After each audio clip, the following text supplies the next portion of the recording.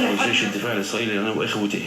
أنا بتأمل من الرئيس الحكومي إنه يأخذ الوضع ويهتم فيه، بكفينا عاد.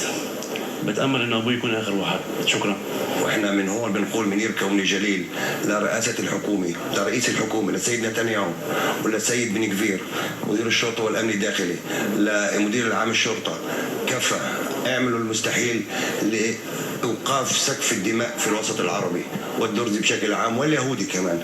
ولكن هذا الوضع لا نستطيع أن نتحمله بعد. كفى. اولا نقدم التعازي لجميع الافراد اللي راحوا ضحيه في هذه العمليه.